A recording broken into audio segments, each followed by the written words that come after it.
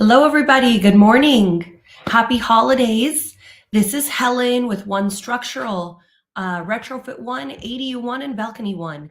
Excuse my voice. I am recovering from laryngitis or losing my voice, something, but I do sound better than I did a few days ago, so that's good. Thank you for joining us. I can't believe we're already at the end of the year, end of 2022, about to start 2023. Already seems like we're in the future or something, but at least let's get talking about how you can either save money or make money with your apartment building. I know that I sent out, if you're coming here from the flyer, I'm going to go over West Hollywood's seismic retrofitting grants. I know that's not an ADU, but you should most likely be able to still do an ADU by combining your retrofitting requirements and adding a unit. And half of our clients are still retrofitting clients. And then I am going to transition into some general accessory dwelling unit rules, including any new Senate bills, Assembly bills that changed height limits, allowing unpermitted dwelling units to be permitted a little bit easier, and a few other changes and everything that we'll go over. So as always, let me know. You can ask some questions while we're live, and as soon as I stop sharing my screen, I'll be able to see them and get to them. And if you have any further questions or specific property stuff you want to go over, or some estimates or site visits, just give us a call right here, and we will be happy to meet with you and provide you the information. So I'm going to share my screen first to briefly go over the West Hollywood seismic retrofitting grant. So let's see. Here we go.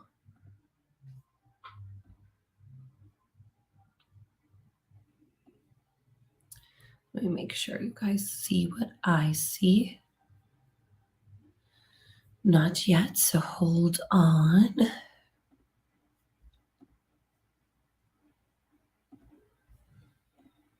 Okay, here we go.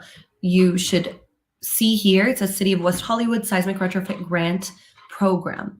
So again, this grant program pertains to any building that needs seismic retrofit. For us, this pertains to that the SWOF term, which stands for something like soft, weak, open, something like that, building, basically a soft story apartment building. There are other categories of buildings, like such as non-ductile concrete and stuff like that, that need seismic retrofitting as well. I believe we are dabbling into those too, in case you have that. But I will just be focusing on the SWOF style buildings, which are just soft story apartment buildings for this grant. So this can be found if your property's in West Hollywood, you can just Google West Hollywood seismic retrofit program, and you will go to the main seismic retrofit page, which will then say find out more about our grant, and then you can click it and it'll take you here. If you are just joining us and you're waiting for the ADU portion, I will get to that in a few moments. I'm just going to quickly go over the West Hollywood seismic retrofit grant, because who doesn't want free money towards a repair or project that they have to do for their building. And this does still connect with ADUs, because as I always discuss, if you have a soft story building, you can combine your retrofitting requirements with a new unit at the same time through ADUs, and then make money instead of only spending money for your retrofitting. But even if you don't want to do an ADU, at least you can get some money for your West Hollywood project. So here we go. So once you're here, you can just directly apply, but I am going to just quickly go over the steps. So basically, it does say design grants up to $5,000 and construction up to $20,000. It's a little less for regular soft story apartment buildings, the wood frame buildings. The 5 and the 20, I believe, go towards those non-ductile concrete and a couple other of those categories. So I will go through the process. There's the application, The design and construction portion, I believe you have to submit like 3 bids that you received, including the one that you're going with. They will approve it or review it and hopefully approve it, and then you get your reimbursement. So I believe you cannot get reimbursed for projects already completed, unfortunately. But these are for projects. I believe you might be able to for plans, though. If you've already done plans after a certain date, I think you can still hopefully collect from that.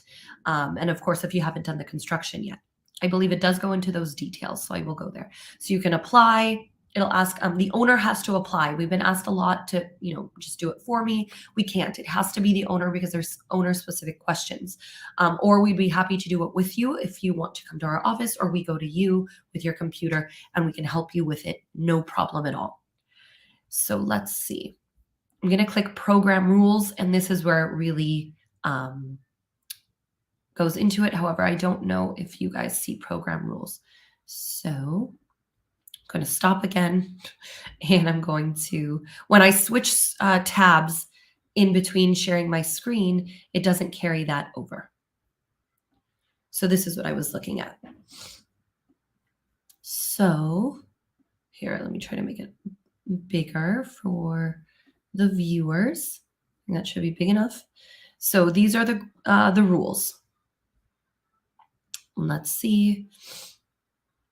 So again, it's for new retrofit projects. So you can't collect on projects already done, up to 5 for the design, AKA the plans, and up to 20 for the construction. But for soft story buildings, it's a little less. And here is where it tells you. So it's basically a certain percentage, but not to exceed a certain amount. For the soft story buildings, so here we go. Front, that was the F. Soft, weak, or open front wood frame buildings, which are the dingbat style apartment buildings with the tuck under parking. So you can get up to 75% of the cost of your design reimbursed, but you're capped at $2,000. And so let's say if your plans are $5,000, you would get the cap at $2,000. You wouldn't get the 75%.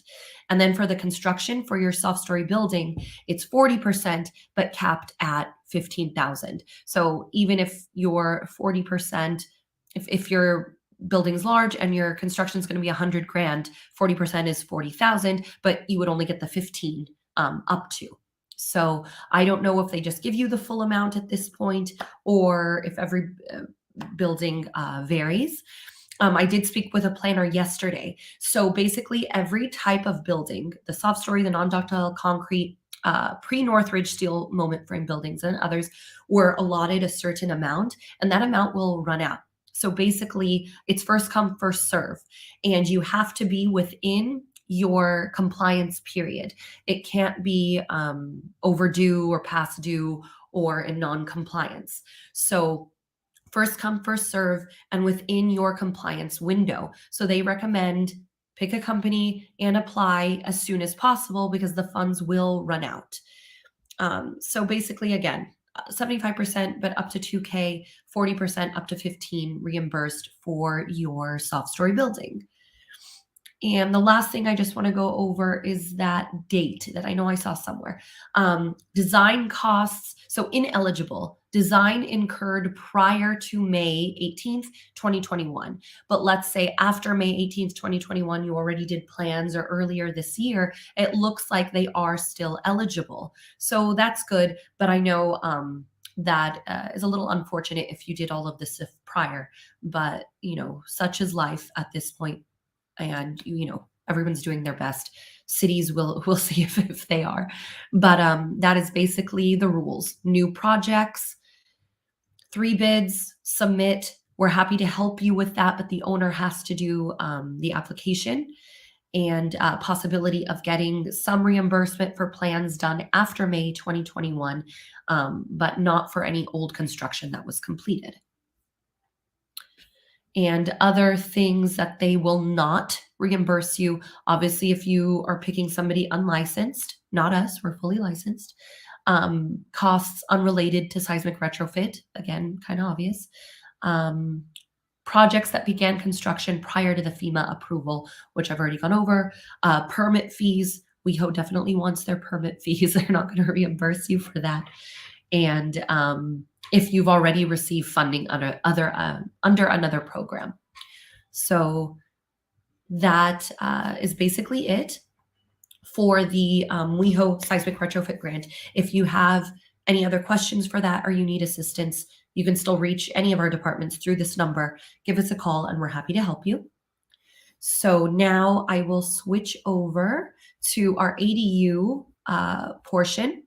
And again, I will also discuss how you can combine your retrofitting requirements with your ADU2 for your multifamily building. And again, this really only applies to multifamily, single family homes. If you do want to get some seismic retrofit, that's a brace and bolt, where if you have a crawl space, we can kind of bolt the house to the foundation. And that's a brace and bolt. And that has its own grants under the EBB, the Earthquake Brace and Bolt Program, which I don't know if it's currently open right now. I'll have to check. But I think that the application period ended in October, but they do reopen it every year as long as they have enough funds. So let's see. Okay, I think this is the latest one. So again, my ADU presentation will cover some of the bills that passed at the end of August, I think it is, a couple of significant changes that will take effect January 2023. And you know what? As that's loading, we just got word, so big news, we just got word that in 2023, maybe mid-year, the state of California is getting, I believe, $250 million towards seismic retrofitting. So this applies for, I believe, even cities that haven't necessarily required it yet. But if you know you have a soft story building and you don't want the liability after an earthquake, you don't want it to collapse, you don't want to lose your building, you don't want to kill your tenants, this is huge. $250 million. And I think they're giving like 10 million to certain cities as an incentive to create ordinances. And these will also be grants to do your seismic retrofit. So if your city does not have an ordinance yet, but you want to be on top of this, please inquire with us, because this is huge news, something that was just passed statewide as well. So this will hopefully help all soft story buildings, tenants, residents, everything like that, to stay safe and preserve these buildings too, so they don't collapse during these earthquakes. So that's some big news. So alrighty, let me see here. I hope this is, so let's see, hopefully this is the right one. If not, it will still work. So I believe you can still see this. So, okay, on to ADUs now. So an ADU is an accessory dwelling unit. It's an accessory to your primary structure. It has to have independent living facilities, as you see in this little 3D rendering, a kitchen, a bathroom, as well as its own exterior entrance. So these in the past were known as granny flats, in-law suites, guest houses, but prior to 2019, 2020, they were only permitted in single family homes, and they had a lot of hurdles to get these approved and permitted. After the law changed 2019, 2020, they are now allowing these in multifamily buildings, which is the most significant change, because apartment buildings can now add more units. And to me, it's a no-brainer. If you have the room and have the space, this beats the current interest rates for new properties and new buildings that are going to run you millions and millions of dollars. Just use the asset you already have and add more units. Not only do you contribute to the housing market, which is huge, that was the main initiative to increase housing across California, but now you increase the value of your building and you get more monthly and yearly income from these new units. So it's a win-win for everybody. Let's see. So ADUs, what are they used for? Expanding your home. This is, single family homes, having families stay with you. That's, was a typical reason.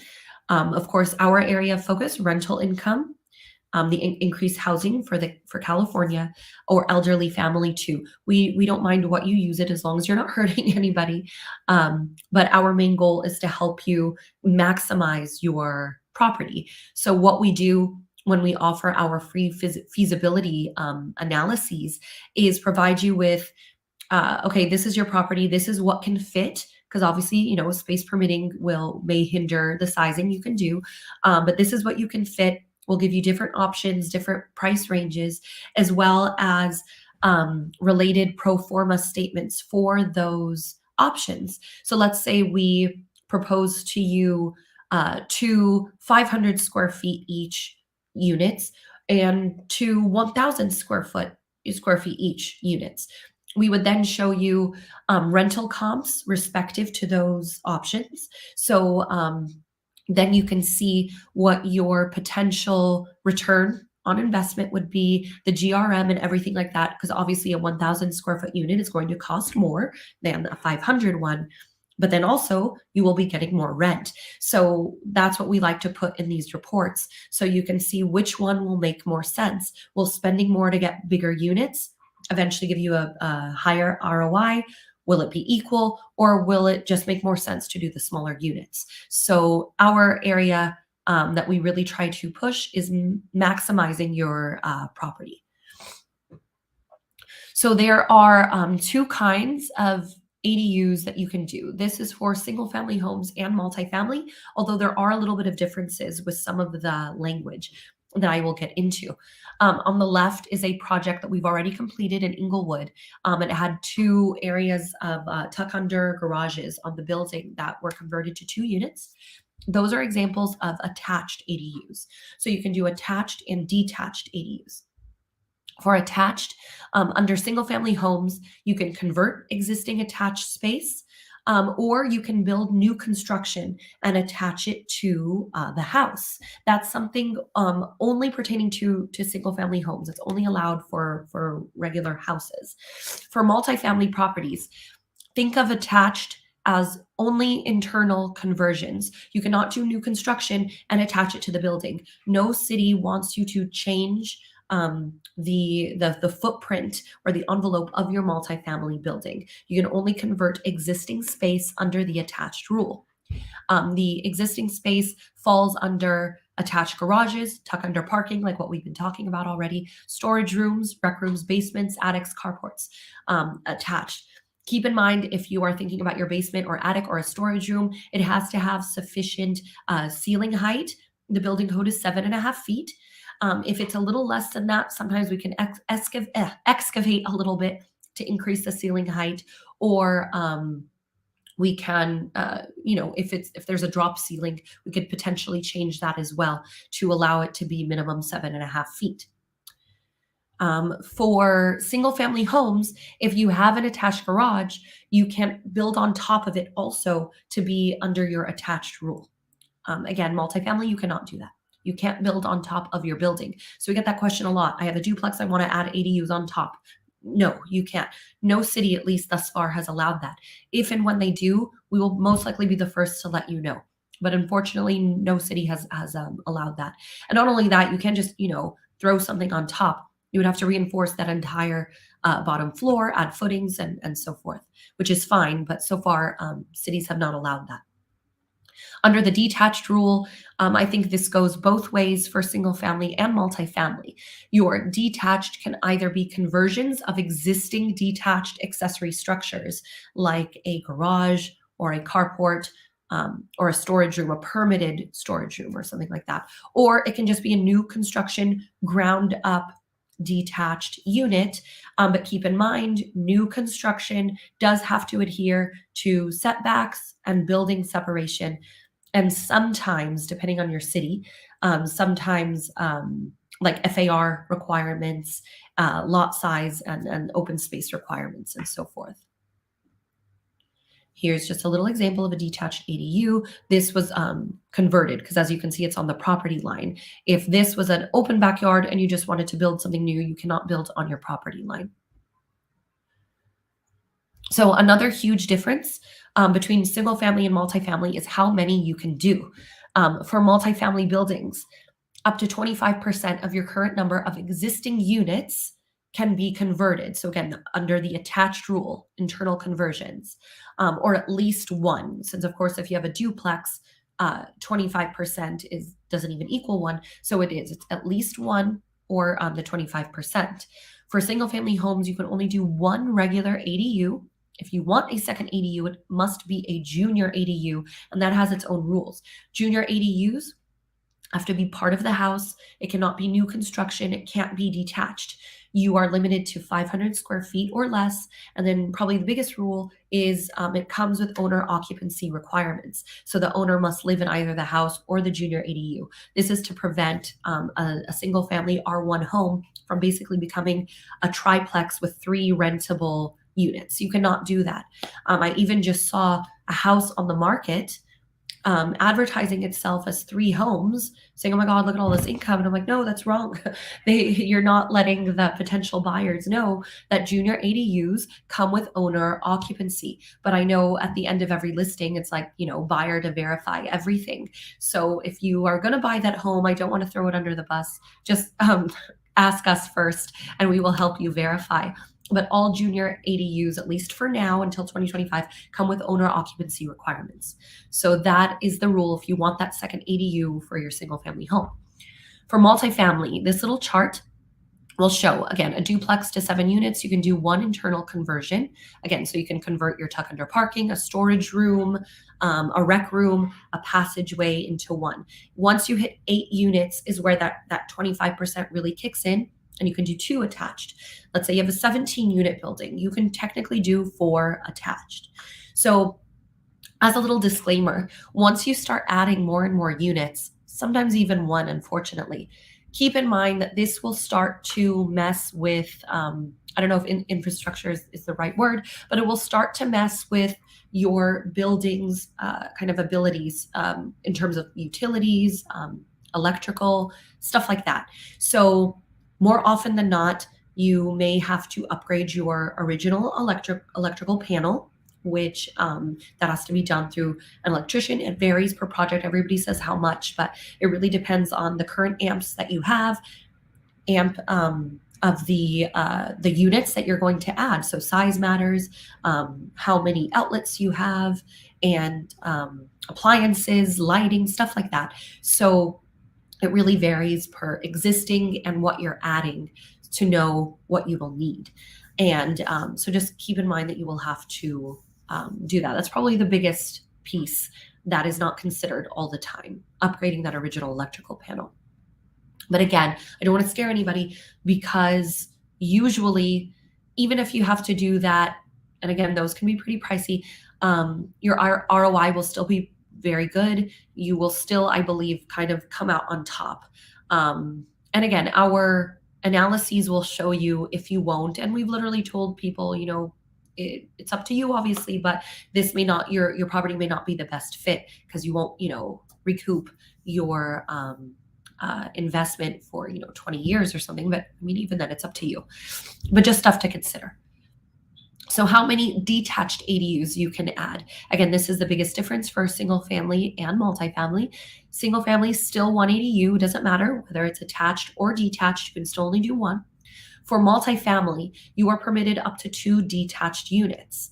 It says in addition with an asterisk. However, this is more like an and/or situation. And as I've mentioned in probably the last 6 months of webinars that I've been doing, it's becoming more of an or, unfortunately. In Los Angeles, it is an and, so you can do that 25% of internal conversions and up to 2 detached units, space permitting, of course. But as you see in the little list on the right, cities that do not allow both, and this has sadly grown, these cities, Glendale, Long Beach, Santa Clarita, Pasadena, they do not allow both. You have to choose, either convert your tuck under area or do the detached. So if you don't know which one to do, again, that's where our feasibility land use analyses come into play, because we will show you the potential ROI for everything that we're proposing to you, and that will help you make your decision. How much will each cost and what will the potential return be? And I guess I'll just throw it in here. So it can be on top of an existing detached garage. So for multifamily buildings, if your city allows 2 stories, your detached can be on top of an existing detached garage or a carport. If it's a carport, most likely it'll just have to be demoed. And then we will propose a new 2-story structure with a carport underneath or a garage and the unit or units on top. If you have an existing garage that you wish to keep, most likely we will have to reinforce, add footings all the way around. So just keep that in mind because it most likely was not built to carry a second story. So that's no problem. We will do that and incorporate that in the plans. But just keep in mind it'll need reinforcement and then the units on top. And there are several cities that do not allow 2 stories. Glendale is one of them, West Hollywood, and Pasadena only allows 1 story for like new detached units. But that comes in. I wonder where I have. I'll just discuss it now, anyways. The new bill, SB 897, and then there was also, I think, like AB 2221, something like that, that was passed that increased. So the current height limit for most cities, I will say, has been 16 feet. 16 feet is a very tricky number, especially when you're looking at those 7.5 feet requirements, building codes for your ceiling height. The subfloor too, which is minimum a foot, some excavation obviously for footings and things like that. So what we've been doing in the past, well, what the engineer has been doing is if your city does allow 2 stories, even within that 16 feet, it would require some excavation and a little bit of subterranean, usually about a couple of feet down below. We would have to use heavier framing and other elements in order to do that. What SB 897 has done is increase that 16 feet to 18 feet and 20 feet, which is awesome. I believe it's 18 feet for the living space and 20 feet for the roof pitch if that will match the existing building. This is huge and allows us to use lighter framing, not have to do 2 feet of excavation. So this is a very big deal. What we are waiting on right now, because the cities are not telling us, especially for these 1-story cities, is are they going to revise their local ordinances to now allow a 2nd story because of this height limit? I think they should. It doesn't make sense not to, especially when we are proposing those carports with the units on top. Why wouldn't the cities want to do both at the same time? Save parking and increase housing. It makes sense if they don't, but we will see. I will kind of just quickly blow through this because I know we're about after the half-hour mark. As I've mentioned already, you can do your seismic retrofitting and your ADUs. We would incorporate the elements within the structure of the ADU. We would usually the plans have to be separated anyways, so that way the city will approve and review your retrofitting plans. But of course, it will be incorporated as how it would be within the ADU. Usually, we would use shear walls. If you've already done your retrofit and you have columns or a moment frame, that's no problem. We would design that in the ADU. We can usually hide those columns in a closet or in a wall as long as it's possible. So here's just another example, zoom through here. Here's another slide of 2 units over a garage. Here's an example too of new construction over an open carport with the stairway and the units there. Parking. As always, this has been since 2019, 2020. You're not required to add or replace parking under these rules. If you're converting a garage or a carport for the purpose of an ADU, you don't have to replace those parking spots. And if your property is within a half-mile of public transit, you don't have to add additional parking. The biggest question obviously is, okay, what do I do with my tenants? So rent controlled units, but we recommend this for all units. You do have to give a monthly reduction in their rent if you are taking away parking that's in their lease or storage that's in their lease. You have to give them a reduction.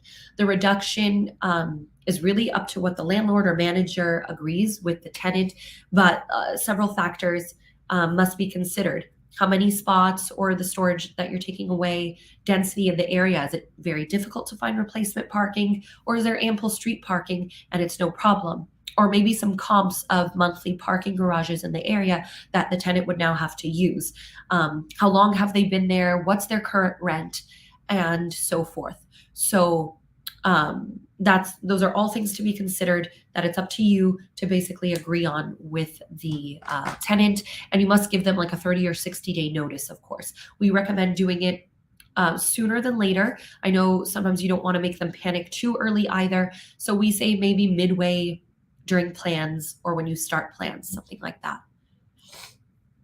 ADUs don't trigger a reassessment. This comes down to taxes. Your Prop 13 still stands. The value of the ADU, which is declared when you are either pulling your permit or I think submitting your plans, that's what's added to your existing amount. Oh, awesome. So I already went over this, but this is, I'm happy that this slide or presentation did include this. So this is the Wachowski SB 897 increased 18 feet height limit, which we already said. Let's see. To my knowledge, this was always there, but I guess they're emphasizing it. You won't need fire sprinklers in your ADU if it was not in the existing home or building. And let's see.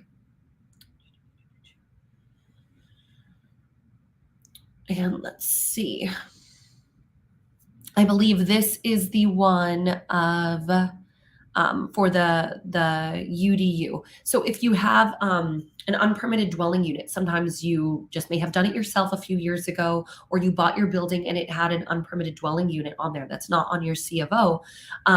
We've always been able to assist with that, but now luckily what Bill 897 did was put pressure on these cities to permit them. That as long as there are no major like health or safety hazards to the public or to tenants or anything like that, allow them to get the unit up to code and permit these units. So they want to capture all of these unpermitted dwelling units to also add to the rental market and housing market. So that's nice that at least if you were worried about pushback or if it's going to raise any red flags, they're really putting pressure on the cities to allow them. Let's see, another little one. I guess it's more for your construction company. But in the past, if we were going to demo an existing carport or garage and then build, we would have to, of course, that's a separate application and we show demo plans, but then we would post notices all around. It's like something like 35 days, something like that.